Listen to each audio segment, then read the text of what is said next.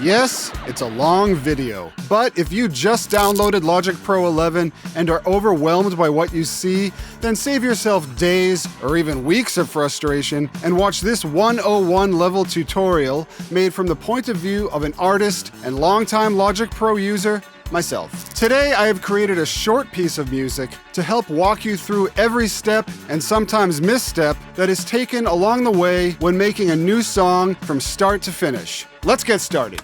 In this opening section, I'm going to cover some very basic terms for people not only new to Logic Pro, but also music recording in general. However, there is info in this section that's relevant to everyone new to Logic, so I encourage you not to skip over it. When you open up Apple's flagship DAW, or Digital Audio Workstation, for the first time, you're met with this What's New window. This highlights the most significant additions to the program. They have added session players, which are pretty much AI machine learning digital musicians that can accompany you in your songwriting process from the ground up, or you can add them to a song that you've been working on, and you can also just use them as a springboard for ideas. I've already made a video that's dedicated entirely to the session players, so you can find that inside of my Logic Pro 11 playlist if you're interested, but I will be touching on them briefly today. Next, there's a new plugin called Chroma Glow. A plugin is just any additional type of digital audio effect or enhancement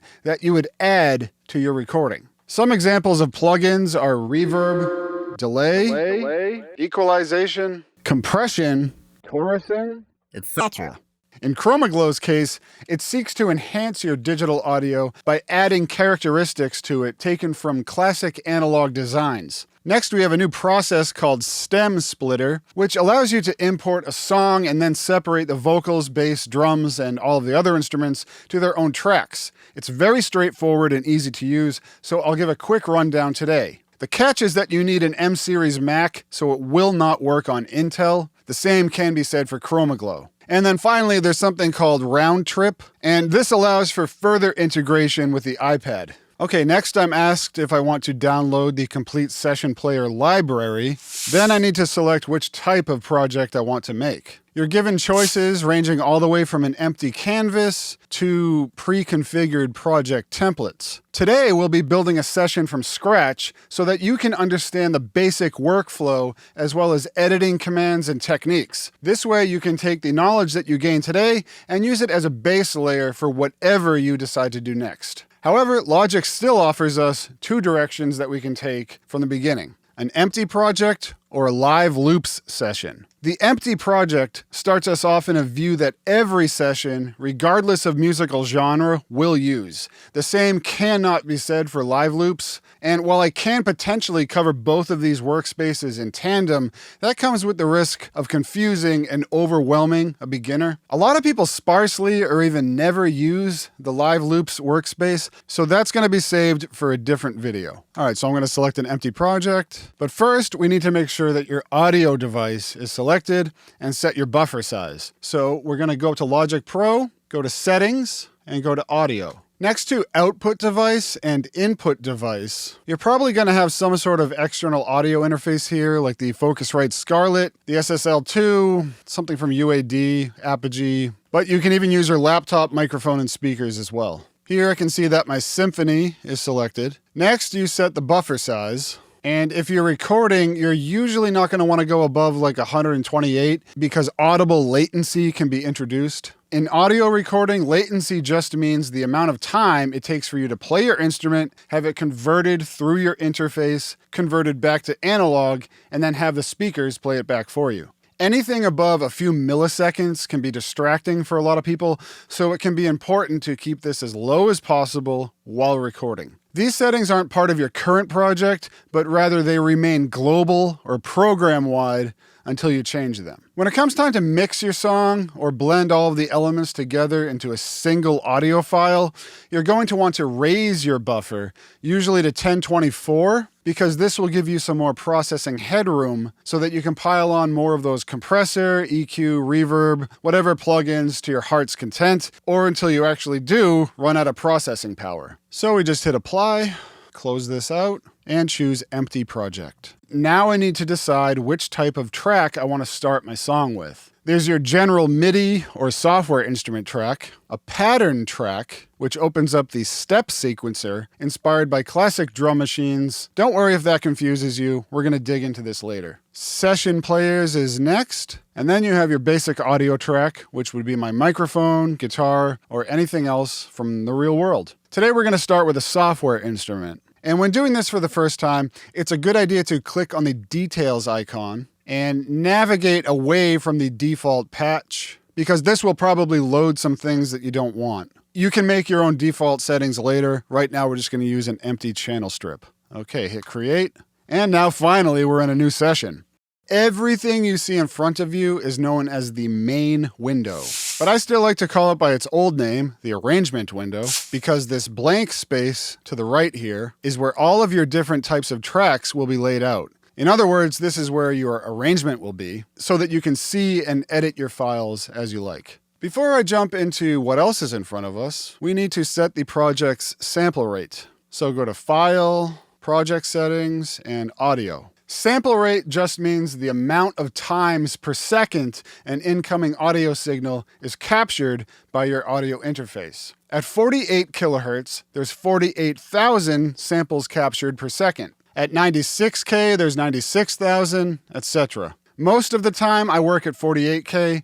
I used to do a lot of work at 96, and while this is kind of an issue that some people lose their minds over, I've learned to settle with 48 most of the time. The additional CPU costs of 96K, especially with dozens of tracks and tons of your favorite creative plugins, a large session like that really exposes the benefits of working at 48K. Okay, so to the left, we have our library, where we can access all the different types of instruments and presets available for our currently selected track. I'm going to choose a piano to start my song with. And you can start playing it right away if you have a Midi controller like I have here. Or you can even use the keys on your computer. And if that's all you have, just go up to the menu bar, click on Window, and here you can find musical typing. You can also just hit Command K. And here it shows you which keys correspond to which notes. I'll talk more about the library in a second. However, right next to it, there's an icon for the inspector, or I could just hit I. This allows me to get a closer look at the instrument I have loaded up. You can see that if I click on this green icon, then it opens up our piano. And I can change its settings as I see fit. You have different options for what kind of microphones you want to use, pedal noise. There's a lot of different options. I can even change the type of piano that I'm using. Of course, if you don't have that installed, you need to download it. The inspector also gives you quick access to a lot of the functions that will broadly affect the whole track that you have selected. This includes a volume fader, a panning knob to place your instrument in the stereo or spatial field, and some other features that are specific to either Midi, software instrument, or audio tracks. We'll revisit the inspector as the video progresses. Next to the inspector, there's a quick help icon. Leaving this on will provide insight to a specific control as I hover over it.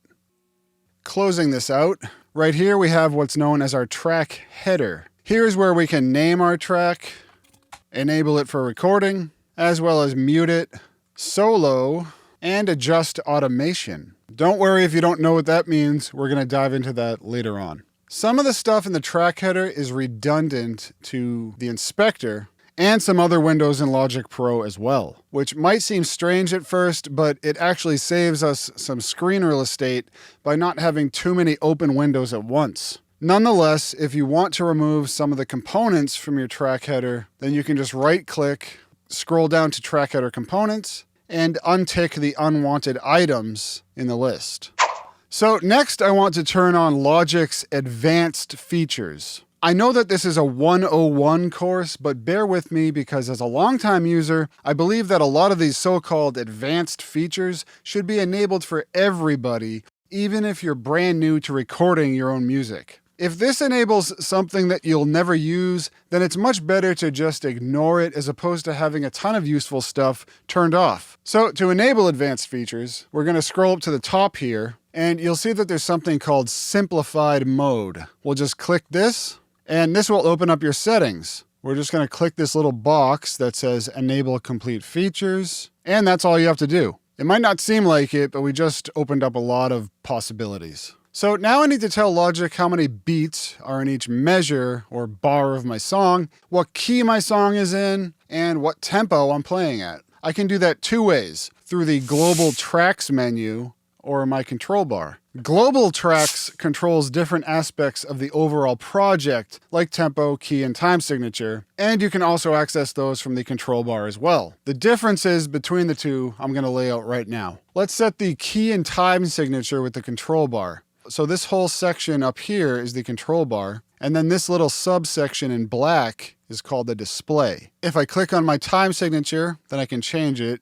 I'm just going to stick to common time or 4/4, but I can customize the general time signature as much as I want. 2/8, 2/4, 3/32, whatever you want. And then the same thing goes for key signature as well. I just set that right below the time signature. Then I set my tempo, or how fast or slow I want my song to be. I can do that with my display by clicking on the tempo and dragging with my mouse. And that's all I have to do if nothing is going to change throughout my song. Like if there's not going to be modulations to a different key or a time signature change, then I'm done here. However, my global tracks allow me to edit things a little deeper by manually inputting tempo changes if I have to. So I'm going to show my global tracks by clicking on this icon here. And as you can see, I have my tempo laid out for me. And I can set anchor points by just clicking in the timeline. And if I wanted to change anything, then I can do that here. I can also make changes to my time and key signature as well by moving my playhead to where that's going to be and clicking this little addition sign. And I can create a new time signature. Suppose I went from 4/4 to 3/4, then that would show up at bar 9. And now before I move on from this section, I want to customize my control bar a little further. So I'm going to click on this little downward facing arrow right here. I'm going to choose Custom. Then I'm going to click on it again and choose Customize Control Bar and Display. And I'm going to want to have Low Latency Monitoring Mode clicked.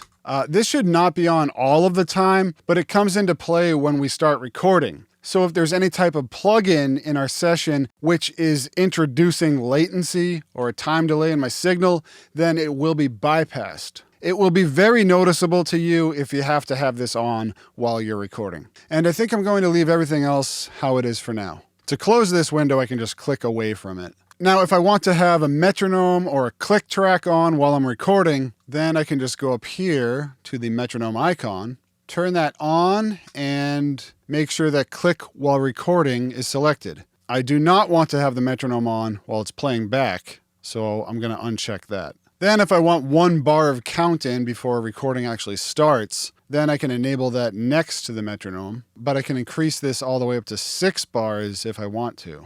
Okay, let's go back to our library where I have my piano selected. And if I decide that I don't like this sound, then I can just mess around with some other patches.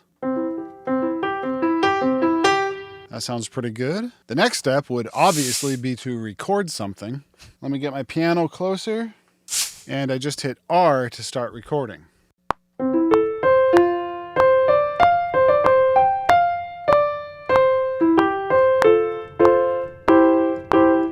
And what I just recorded here is called a Midi region. Now, I'm sure you don't want to sit there and watch a singer and guitar player attempt to play two-handed counterpoint on a piano. So I'm just going to go ahead and record that to a separate take. So I'm just going to go back to the beginning and hit R again. And whatever I play this time is going to merge itself into this Midi region.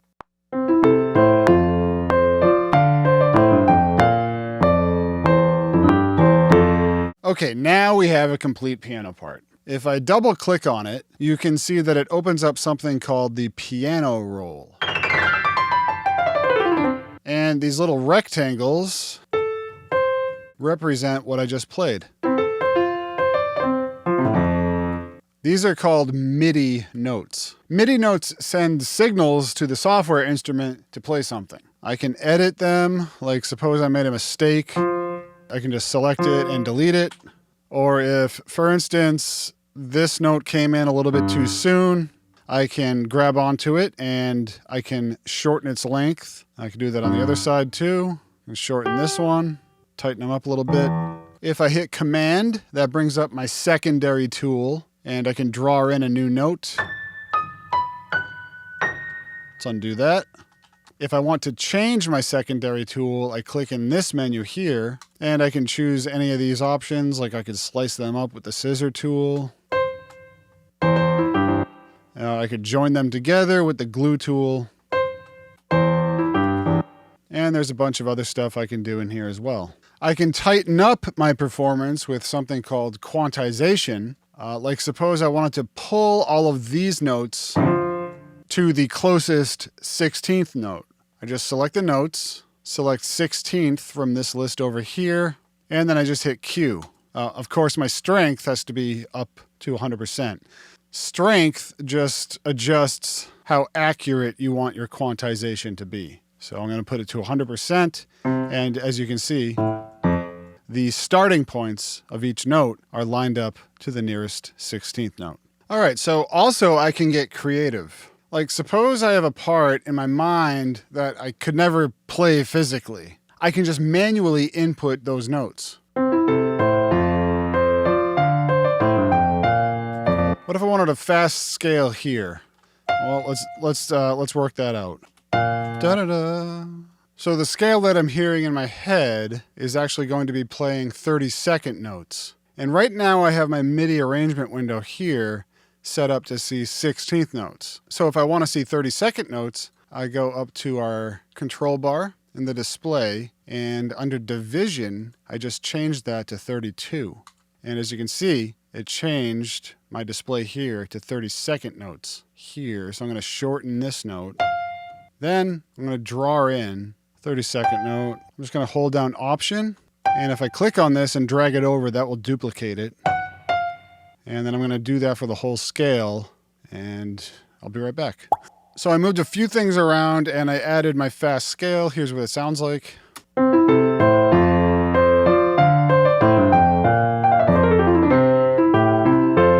So I'm just going to hit P to close this out. And maybe I want to experiment even further or make an alternate version of this song down the road, and I don't want to lose this initial setting. I can just save it as a preset by clicking over here and save channel strip setting as, and that'll save a preset for me. Or I could just duplicate the track by hitting Command D, and then I select the MIDI region, Option, right click, drag it down, and that will copy the MIDI region down to this track. And perhaps I want to add a different type of instrument.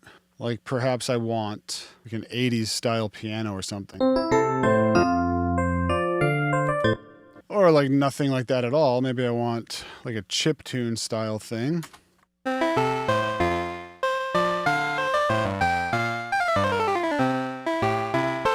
Make it sound like an old video game, whatever. And that just scratches the surface of the world of MIDI and software instruments. But today is all about getting you started, so I hope that helps. So I'm just gonna dump this for now, go back to my original piano.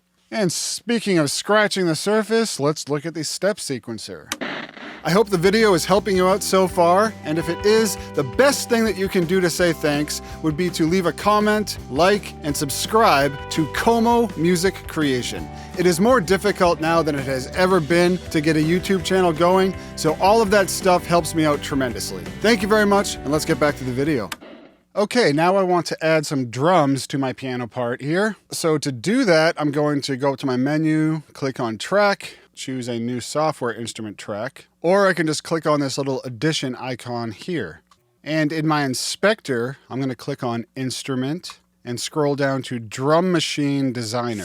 This is Logic's take on creating a conveniently laid out drum tool where each sound in the kit is assigned to a pad in this grid here. I could manually populate this grid myself, but Logic provides us with a number of very useful presets in our library. If any of them are grayed out, then you just need to download them from Apple, which is obviously free. I can demo the sounds by hovering over the pads and clicking on this little speaker icon. If you load up a kit and you like most of the sounds, but you want to customize it just a little further, then just click on the sound you want to replace, and you can choose a different one from this menu and the sub menu below it. All right, so I think I have all the sounds that I want to use. I'm going to hit P, but instead of piano roll, I'm going to scroll over here and I'm going to click step sequencer from our menu. This layout, while similar to the piano roll, is different because it provides an enhanced workflow when dealing with repeating drum beats or melodies. This is the window that's opened if you choose to create a pattern track from the menu at the beginning of your session, or if you choose to add a new track by clicking on the plus icon, and then you can choose pattern track here. So the moment that you click on one of these little rectangles or squares, depending on your display size, a pattern region is created. And then over here to the right, you choose how many of these shapes or steps you want your pattern to have. 16 of these little rectangles represents one bar or one measure of music. I'm going to use 32, so that's 2 bars of music. So to loop up this pattern while I'm working on it, I can just make sure that the pattern region is selected and hit Option U, and then that loops it up for me. All right, so a typical drum beat would have the kick on beat 1 and beat 3, and then the snare on beat 2 and beat 4, and then maybe the hi-hat playing 16th notes. Absolutely brilliant. But of course, I need to make something that will follow my piano better, so I'll get this done and we'll reconvene in a second. So if I wanted to, I could have looped up this 2-bar beat by hovering over the top right of the region and then just drag it out for as many times as I want the beat to be repeated. But what I ended up doing is I just made the 2-bar pattern and then I held down Option and dragged it over to duplicate it that way. And then this way I can add on to that 2 bars and then gradually make it more complex as time goes on. So here's where I'm at right now.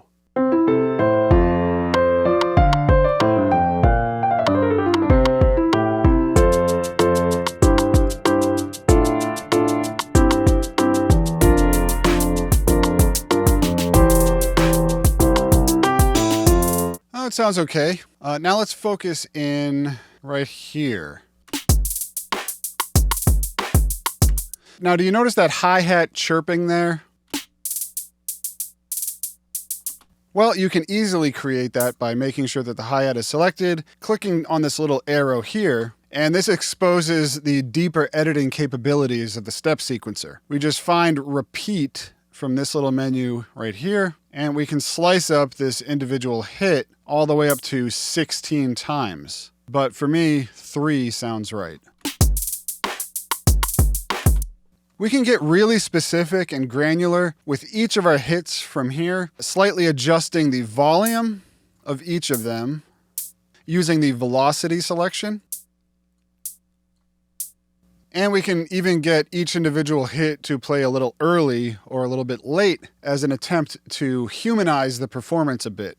So you do that by choosing offset, and then each note I can change, have it come in a little bit early, like 3% early, and then the next one will come in like 5% late. Anyway, what you choose to do is going to be completely song dependent. So like the piano roll, there's a lot to uncover with the step sequencer, each of them having their own uses. If you do find that you've reached a point in the step sequencer that you would like to take your beat and transfer it to the traditional piano roll and just work out a few specific things there, then you can take your pattern and convert it to a traditional Midi region. So to do that, you just hit P and then you can edit it in the piano roll. But you can also do further editing by right-clicking on the region itself and then go to Convert and convert to Midi region. So I hope that helps shed some light on the differences between the step sequencer and the piano roll. So listening back to this, I've decided that this isn't really the direction that I want to take my drum part in. Big surprise, right? Maybe I'll save this for like a chiptune remix or something, but right now I'm out of ideas. Just gonna get rid of it and I need a little creative boost. Well, I could take a long break and come back to this tomorrow or something, or I could reach for a session drummer to help me get out of this little rut that I'm in. I could just drop one in and stretch it out to match the length of my song, because just by doing that, the session drummer will attempt to make a beat. But that doesn't sound that great either. I want to give it at least some direction. So let's get rid of that. So I'm going to go back to my global tracks up here. Let's focus in on the arrangement section. Here's where I can signal to the session drummer that there's different parts of this little 30-second piece of music. And the drummer will actually play a little bit differently according to the section that I input. So I'm just going to click on this addition sign, and I'm going to drag this over before the song starts. I'm going to leave one bar and just rename it to be blank because there's nothing there. Then I'm going to move my playhead to where the song actually begins. Click the addition sign, and then I can break this up into intro, verse, chorus, bridge, and outro. Now, of course, this is a small piece of music, but there's still different dynamics going on here, and I can use this format regardless of the length of the song. So I'm just gonna fill this out, and I'll be back in a second. All right, so I started off with just half a bar of an intro, and then chorus, verse, outro. So now I can dump in another drummer, and as you can see, it has automatically cut itself into these different sections. I'm just gonna mute this beginning where it says blank. And to do that, you just select it and you hit Control M. And let's see how this sounds.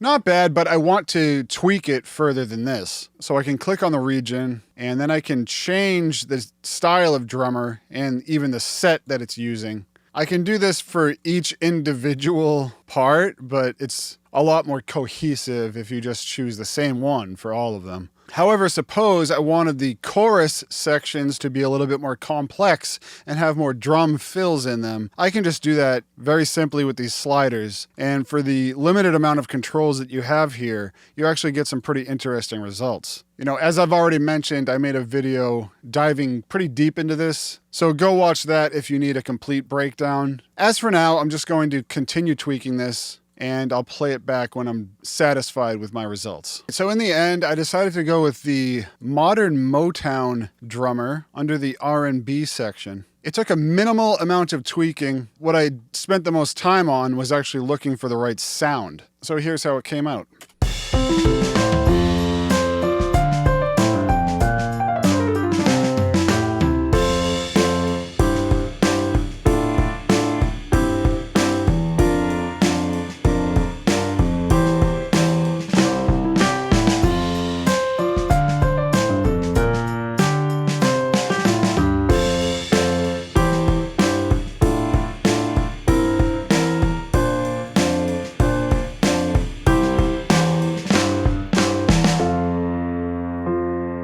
All right, so now if I want to, I can convert this to Midi and edit the beat a little bit more if I'd like to. The session players have a way of showing off or being too busy, even when the parameters are subdued. However, in today's example, I'm not going to have to do that. But if I wanted to, you can just select the region, scroll down to convert to MIDI region, and then I can edit it as I see fit. Now, the bass player and the keyboard player session players require some more setup to get them to play right. You need to fill in every chord change in your song in the global tracks section. So up here in the global tracks, just right click, and then I want to show my chords. Now to save time, I just went ahead and did this. However, suppose these were all gone. I would have to move my playhead to where I want my first chord to start, and then click the addition sign. And for instance, my first chord is F major, so I have to input that manually, and then I move my playhead to where the next chord is, and so on and so forth. I already have a good idea of the bass part that I want to play, but suppose I wanted to just mess around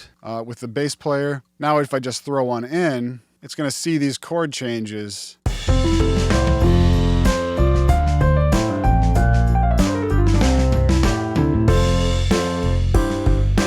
Anyways, I'm not going to use that for today.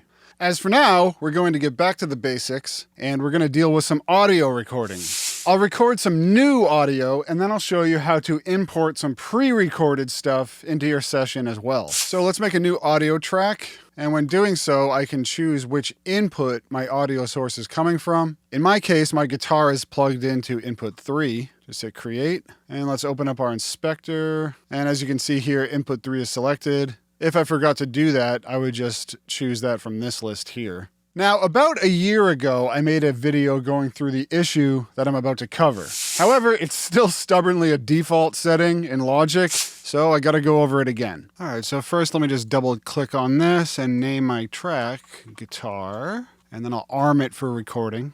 Now, you'll notice that right now I can hear myself playing. However, when I hit the space bar, I can't hear myself anymore. This can be really frustrating because if you want to rehearse your part before you start recording it and hear yourself while doing so, you can't do that right now. This is one reason why we enabled complete features at the beginning of today's video. What we want to do is click on this downward facing arrow in the display, go to Customize Control Bar and Display. Now click on Auto Input Monitoring, and we're going to turn this off. And lo and behold, when I hit playback,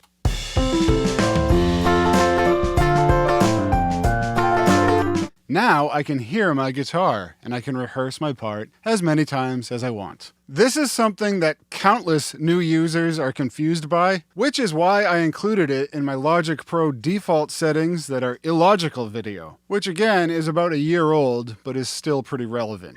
All right, I'm ready to record, but I only have a direct guitar signal. I don't really want to record like that, but that's not a problem because Logic comes with a lot of useful virtual amps that sound pretty good. I just click on the library button and I go down to electric guitar and bass. And here I can scroll through the vast amount of presets that Logic has. So I want a clean guitar. I think I used this one before. That sounded pretty good. But here I'm getting a little bit of latency in my playing. So I'm going to turn on low latency mode. And while that did turn off one of the effects, I'm able to play much more accurately.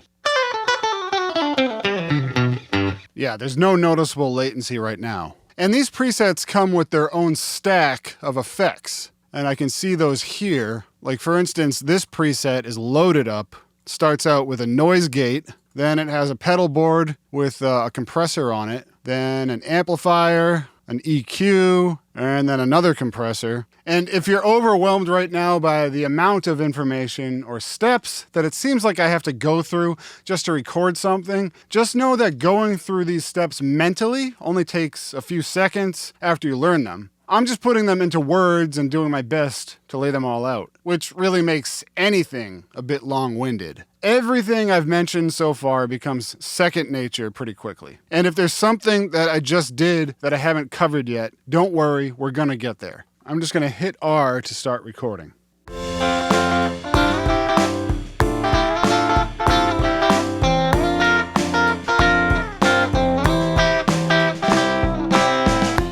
So while it did take a little while for me to play this the way that I want to, because I'm writing it at the same time that I'm performing it, this will give me an opportunity to show you what a take folder looks like, and I'll walk through the process of constructing a compilation or comp of takes. So when you record, typically you're going to want to either do the whole song or a section at a time. And to do that, you put things into cycle mode by clicking up here where these two arrows are. And then you can move these locators on either side of this yellow part here. And this will set your in point and your out point.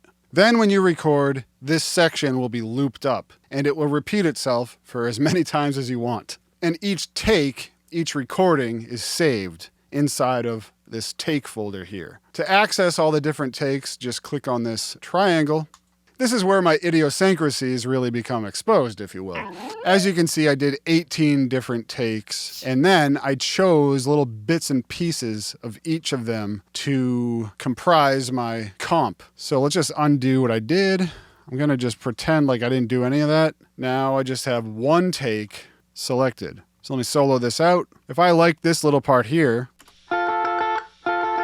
but then suppose I don't like the second thing I played, I can just scroll up to the next take, and when my cursor turns into this kind of bar looking thing, I just right click and drag, and then that selects my second take for that one little part.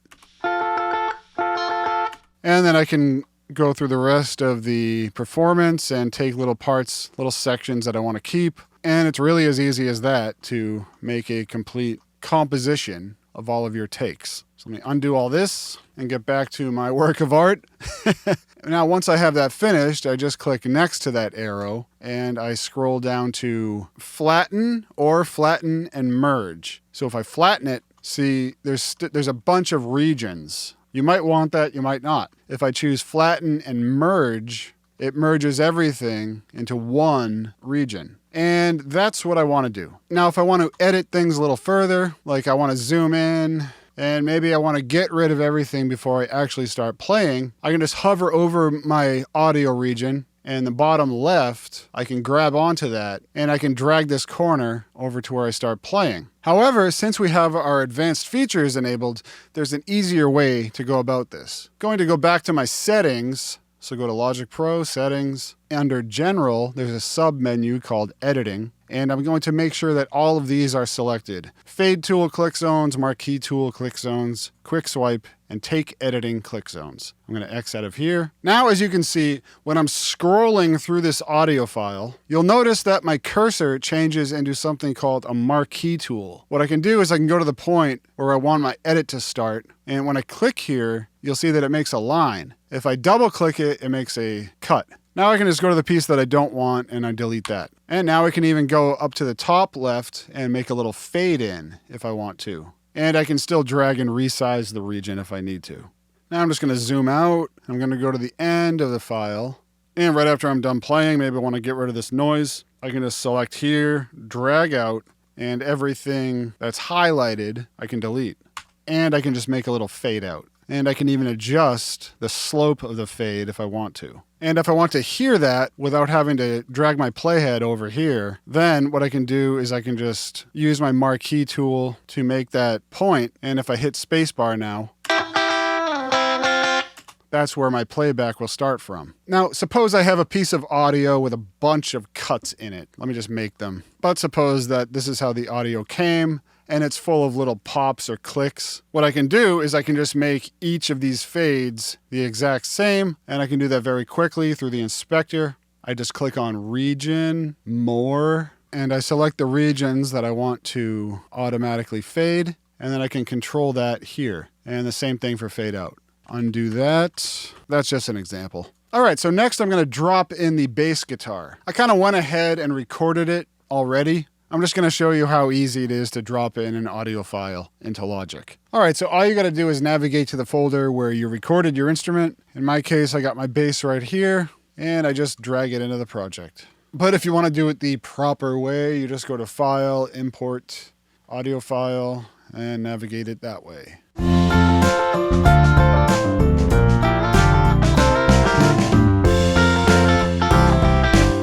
Okay, so it's actually starting to sound like a song now. However, everything's out of whack. That bass really is hefty. And I would like some of the elements to stand out more, some of them to be pushed away, stuff like that. I could make volume and panning adjustments, etc. to each track by clicking on them, opening the inspector, and messing with them that way. However, let's get a better view of things by opening up the actual mixer window.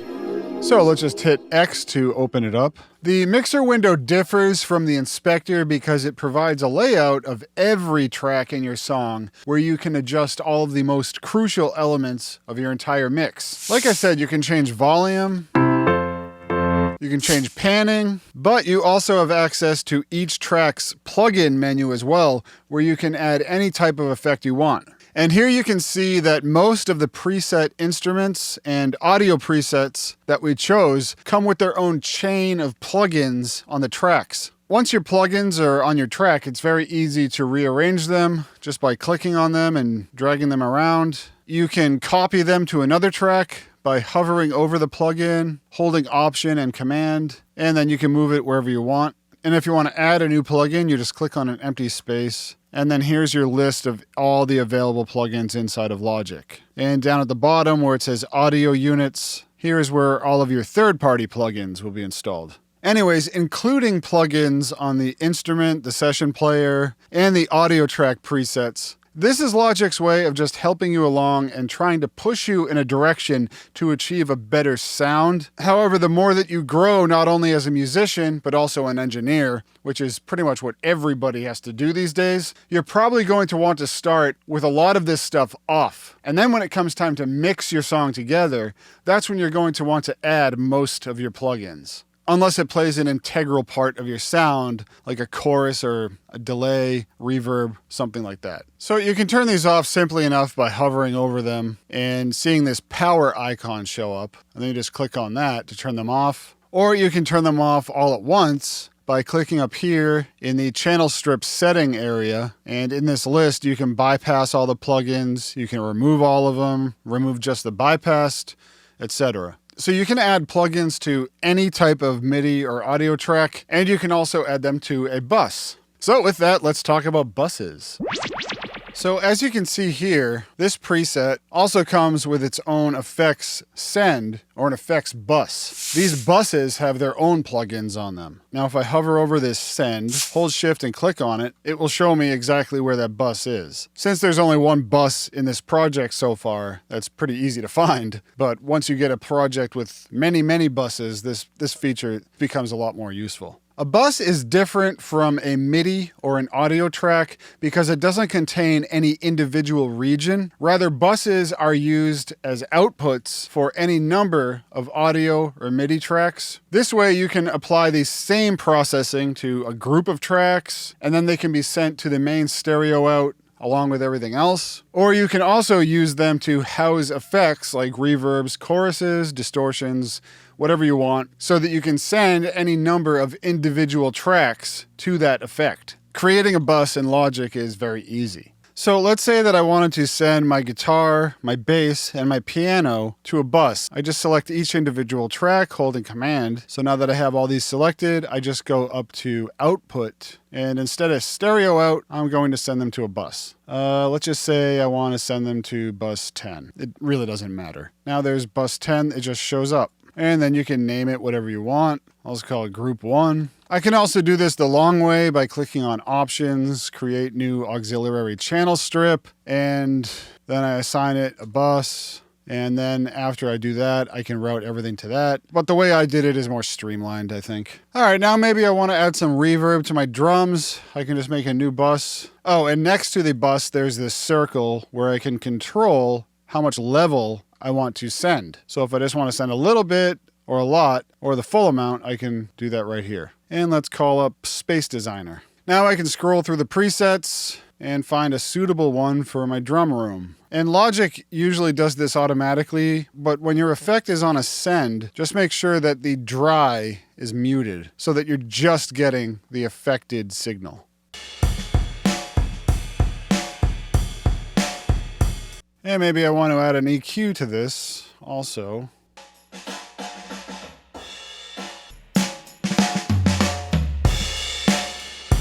And then maybe I want to make the piano sound like it's in the same room as the drums. So I can send that as well.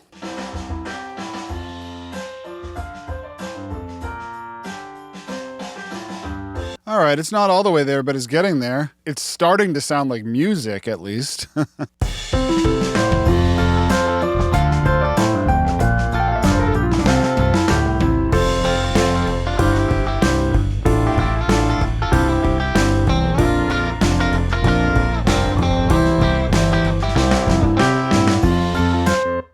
There are more options available with busing. There's more features. However, this is more than enough information for a 101 video. So now that I have all of my arrangement worked out, meaning all the instruments I'm going to use, I got my basic volume levels squared away and my routing and my busing all accounted for. It's time to do a quick little mix on my 30-second idea here. And then finally, it will be time to export it to an MP3, AAC, WAV, or AIF. Mixing could encompass an entire series of videos or even an entire channel by its own right. Just like any art form, it requires years of practice to truly grasp, so that's a discussion for a different time. However, just as an example, the mixing process includes things like EQ adjustments, compression, further reverb or modulation effects, and automation. Automation allows me to manually input changes in volume, panning, effects send level, mutes, etc.,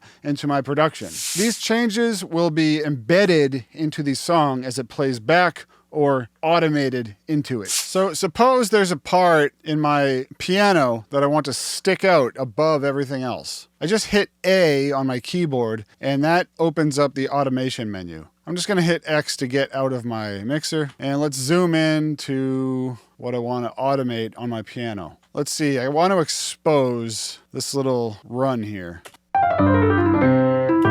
What I can do is I can just hold Command and go to the start and ending of the area I want to automate. And now I just click in here, and that will create anchor points around the in and the out. And I can adjust this however loud or soft I want it to be.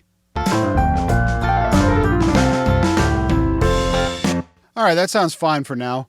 Now, I don't really want to do this, but suppose I wanted to send my drums really loud into that reverb that it has on it, just for a couple seconds or a second. With my automation activated, I just go to where it says volume here, and instead of volume, I scroll down to main, and then here it says send one, and that's going to its reverb. I just click on absolute, then I can do the same thing I did with the volume on the piano. I can just go in here and hold Command, select this, and now I can control the send level to that reverb. And there's many, many more things that I can automate as well. The level of automation that you have control over is kind of only limited by your imagination or what you want to accomplish. And the intention today is not to walk you through an entire mix. Like I mentioned, there's a steep incline to that topic. However, I'll see how far I can take this little idea here, and then we'll do a little recap at the end. Okay, so now I'll do a little before and after. And since this isn't a mix walkthrough video, I was pretty much just allowing myself to have some fun and reach for some of the newer tools that I have, and I experimented with those. If you're interested in seeing how the stock plugins in Logic perform, then please check out the last video that I did where I mixed a song using nothing but the stock plugins. Regardless, you can hear how the elements are more in their own spectrum now, and the instruments are gelling together more than they were before.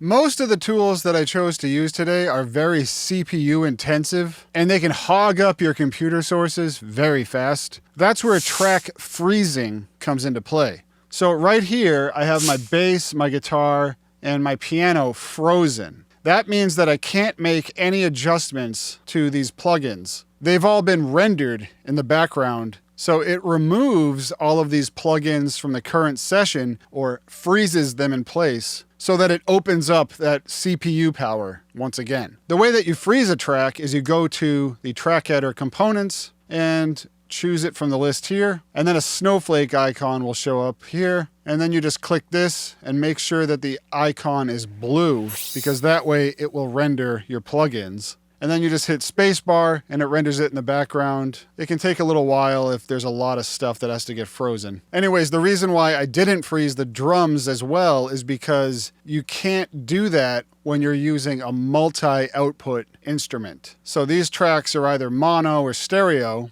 but if you're using something with multiple outputs, like this has the kick, the snare, the toms, and the hi-hat, and the cymbals on different outputs, I can't freeze that. Now you may be saying to yourself, when I load up a session player, I just get a stereo out. So if I put a new session drummer in here, it just opens up one stereo instrument. When it comes time to mix your song, you might want to make more adjustments. So you just go to the green icon where it's located, and you choose multi-out, and then that will separate your drum microphones into their own outputs. So now if this was a production that I would be releasing, then I would want to listen back on a number of different playback systems, like my laptop, my earbuds, and in the car. I'm comfortable with the speakers that I have in my studio, but it's always best to learn and trust a few different playback systems. Once you're satisfied with your mix, you can add the mastering assistant in Logic, or you could choose to master it yourself, which is what I usually do, and then I A/B it against Logic's Mastering Assistant, just to see how well it compares to my own results. Using Mastering Assistant is very easy. All you have to do is click on it, and it automatically starts to analyze it in the background. And then usually you end up with a curve that looks like this. This is roughly what's known as a smile curve, where a lot of that mid-range is sucked out, and then there's a little pump in the high end and the low end. And then you can choose from a number of different characters up here. However, I'm on my Intel machine, so I don't have access to this stuff. Thanks a lot, Apple. And finally, if you're satisfied with your results, now it's time to export. So I'm going to export to an uncompressed AIF file, as well as an MP3 or an AAC. I set my locators to the area that I want to export, and then I go up to File, Bounce, Project, or Section. Or I could just hit Command B. I'm going to do PCM AIFF. This one I'm going to leave at 24-bit. The original sample rate, which is 48,000. Regular stereo file, and no dithering because I'm not lowering my bit rate. There is an argument to be made that an AAC file will sound better at a lower bit rate, but since I have no intention of exporting my mix at low bit rates, 320 kilobits per second in either format will be pretty much impossible to distinguish from one another. So I just select 320, use best encoding, blah, blah, blah, and hit OK, and then just make a folder where you want to save your files to and hit bounce. And now finally they're ready to listen to, harshly criticize, and lament over for days on end. I am just kidding, of course. However, if this were a completed song, then maybe I'm not kidding. So, in the interest of making a complete introduction to Logic video, I did mention that I was going to take a look at Stem Splitter. While I can't use a commercial song for this example because of copyright, I did import one of my own songs so that we can see how it performs. I just select the region, right-click on it, go to Processing, and then open up Stem Splitter. Now, this is an offline automatic process where you can separate the vocals, the drums, and the bass to their own tracks. And then everything else aside from that is compiled into one track. So I will hit split, and it packs it into a folder, and let's see how it did. So here's the original file. Lens blurred on an empty night. Cold skies were the first ones revealed. And let's see how well it separated everything. So here's the vocals. Lens blurred on an empty night. Yeah, I don't like that very much. There's the drums. Yeah. That's the bass.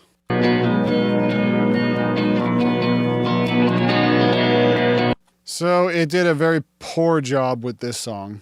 That leaps through the maze and out of sight.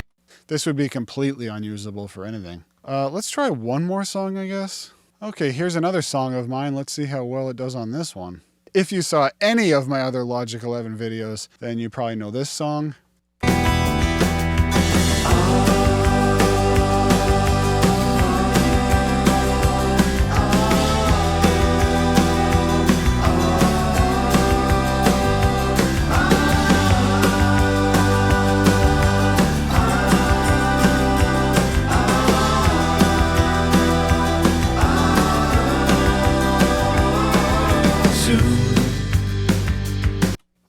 see how well it did.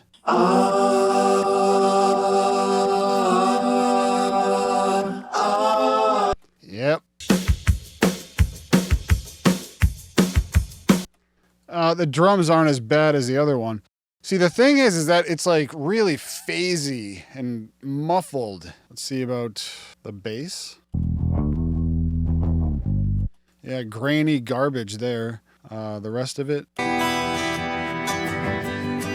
same, very grainy garbage. I suspect Stem Splitter performs better with purely electronic music with maybe one human element, like a vocal on top, you know, but when you're dealing with a mix of organic instruments,